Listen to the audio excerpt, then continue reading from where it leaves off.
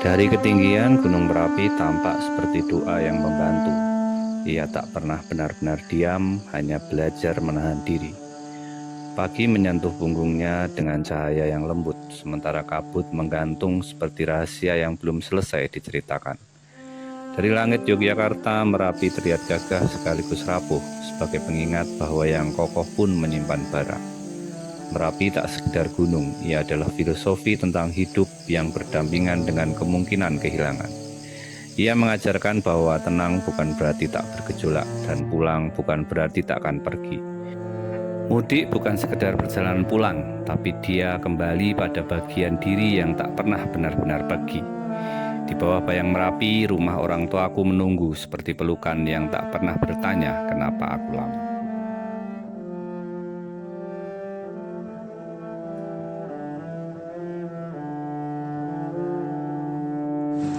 Kurang lebih 600 km kami tempuh dengan sabar, tapi kami tak langsung pulang, ada rindu yang harus diisi ulang. Jadi kami sempat mampir sebentar ke rumah sekerabat di Semarang. Tak lama, cukup untuk menengkuk teh hangat, bertukar cerita yang tak sempat dikirim lewat pesan, dan memastikan bahwa jarak memang tak pernah benar-benar memisahkan. Aku mau es krim juga. Pusing. Ini tim es krim ini. Setelah itu perjalanan kembali kami lanjutkan ke arah Magelang. Langit mulai berubah warna dan perut mulai mengingatkan bahwa pulang juga butuh tenaga. Seperti biasa kami mampir ke warung bakmi Pak Yatno. Di sana aroma, arang dan mie yang ditumis pelan selalu punya cara yang membuat segalanya terasa akrab. Sepiring bakmi Jawa, obrolan sederhana dan tawa yang tak dibuat-buat kadang bahagia. Memang sesederhana itu. Sebelum benar-benar sampai ke rumah, kami mengisi perut sekaligus hati agar langkah menuju lereng Merapi terasa semakin berarti. Sesampainya di Jogja, Gunung Merapi menyambut kami dengan gagahnya. Siang itu langit cerah dan ia berdiri seperti seorang yang tahu bahwa kami sedang dalam perjalanan pulang. Selamat ulang tahun ya.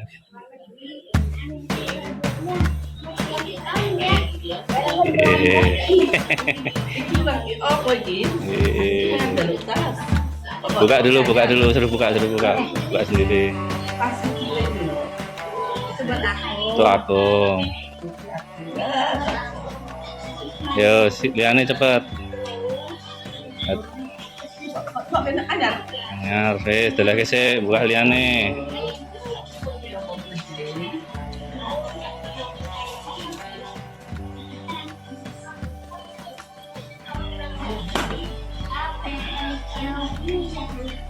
Iya, Cakra.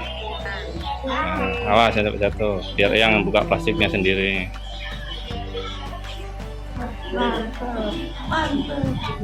Iya. Buka. Berarti nomornya? Ya urung nomor ibu, karena ora ada nomornya. Tak terasa malam pun tiba di lereng Gunung Merapi. Udaranya turun lebih dingin dari biasanya. Sunyi yang menggigit tapi juga menenangkan.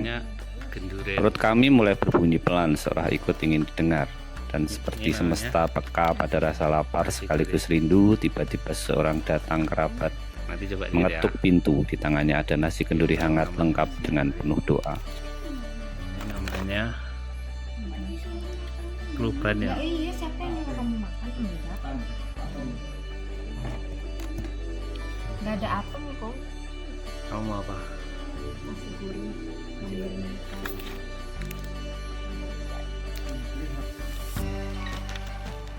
Perhatian Bunda langsung tertuju pada nasi gurih itu. Aromanya sederhana tapi selalu punya cara untuk membuat siapapun merasa pulang. Di dalamnya ada nasi gurih yang pulen dan hangat, ayam kampung yang dimasak dengan bumbu meresap sampai ke dalam, serta tempe goreng yang renyah di luar dan lembut di hati. Tak ada yang mewah, hanya rasa yang jujur. Di lereng Gunung Merapi yang dinginnya mulai turun pelan-pelan, sepiring nasi gurih itu terasa seperti pelukan kedua setelah rumah. Dan Bunda tersenyum kecil seolah tahu bahwa kadang kebahagiaan memang datang dari hal yang tidak dibuat-buat.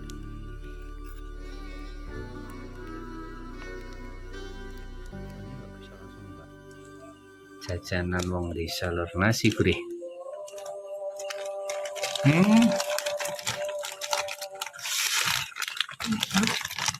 Enak banget. Enak banget. Coba. Asin ya? Asin.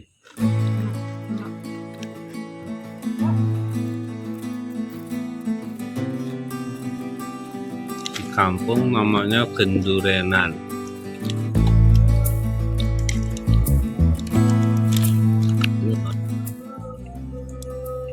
Ini krecek. Krecek sama tahu ya?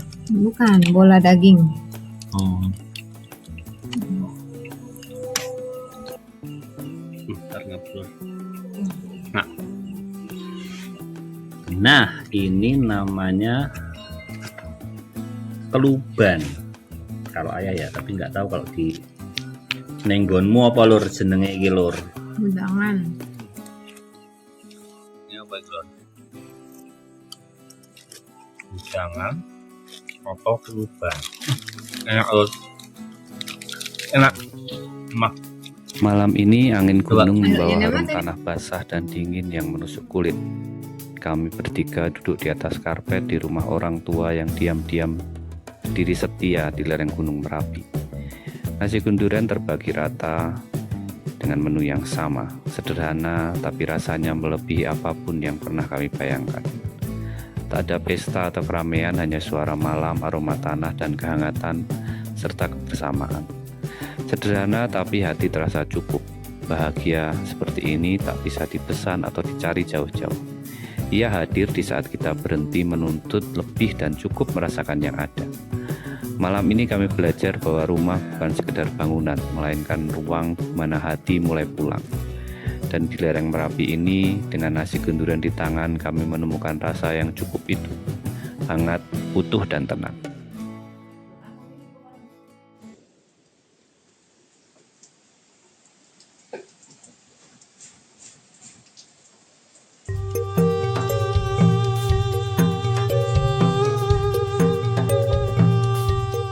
Esok paginya kabut menutupi pedesaan.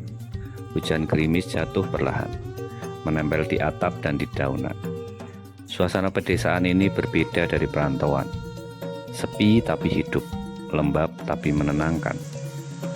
Kami berjalan perlahan merasakan udara yang segar, aroma tanah basah dan suara hujan yang menenangkan. Pagi ini sederhana. Tak berapa lama hujan mereda dan kabut perlahan menghilang, seolah tahu kami datang kembali. Gunung Merapi muncul di sela-sela awan yang mulai memudar, seolah tersenyum dan mengucapkan selamat pagi. Udara pagi yang segar, sinar matahari yang malu-malu menembus celah awan, dan pemandangan gunung kembali terlihat, seperti membuat hati terasa ringan. Seolah pulang bukan sekedar kembali ke rumah, tetapi kembali ke sesuatu yang selalu menunggu dengan hangat.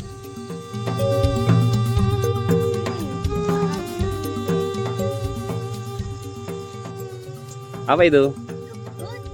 Gunung apa itu? Merapi.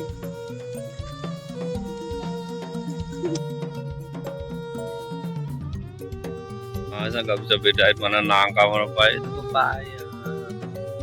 Tahu nggak? Kita mau bikin apa hari ini? Apa lama? Boleh bisa. Ada pus kan?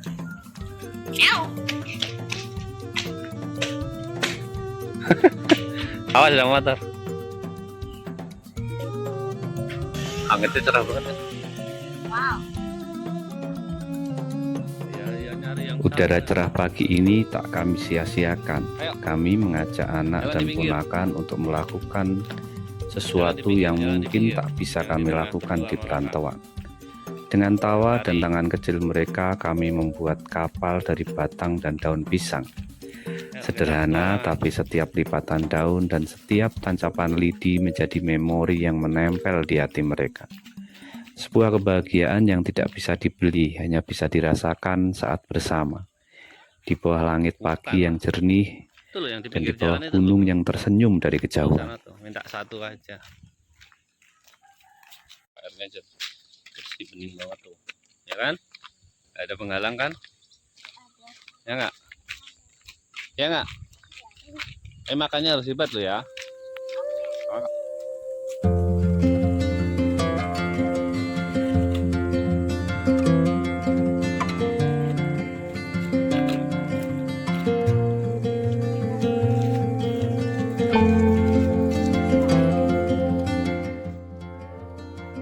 Setelah kapal-kapal itu selesai dibuat, kami membuat perlombaan kecil di atas sungai yang jernih pagi ini.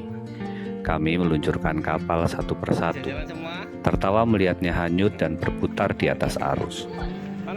Kami bermain bukan mencari pemenang, bukan untuk siapa yang sampai lebih dulu, tapi hanya untuk bersenang-senang. Tujuan kami sederhana, nikmati udara yang cerah yang Tuhan beri pagi ini. Meresapi tawa yang melekat di wajah anak-anak dan menyimpan memori kecil itu sebagai memori hangat yang tak akan pernah pudar.